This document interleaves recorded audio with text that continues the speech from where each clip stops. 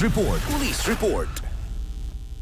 Yes, dahil 37 anyos nga giingog nagdala-dala nig armas o illegal nga droga sa nadakpan yun sa gipaygayon nga checkpoint sa kapulisan sa lungsod sa Argao alas 8:30 kaganihang buntag dito ni sumay National Highway sa barangay Poblasyon lungsod sa Argao. Kining suspect nailhan kini sa alias nga Nugnog 37 anyos minyo residente ni sa barangay Bugot lungsod sa Argao atol sa pag-host sa Sugbo sa ASEAN Summit Tourism Forum 2026 padayon ang pagpalig-on sa seguridad sa nagkalain-laing law enforcement agency as aron na masiguro ang kalawasan sa mga delegado stakeholders igon man kinatibuk ang katawhan na alas 8:30 kang buntag atol ni sa pahigayon og checkpoint sa mga personnel sa Argao Municipal Police Station nagpatuman kining checkpoint daplin sa National Highway sa barangay Poblasyon Argao atol sa mga operasyon na matikdan nga kining suspect nga giingaw nagmaneho nig motorsiklo nga walay helmet og side mirror apan sa diyang gipahunong ni og inspection sa kapulisan na matikdan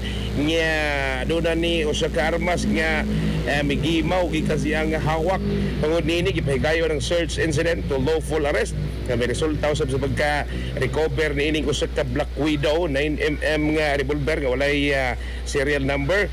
Dunay ni 5 ka mga buhi nga bala sa 9mm og 12 ka mga pinakiti sa gituan nga shabu nga dunay gibugaton nga 2 gramos nga dunay standard drug price value nga 13,600 pesos.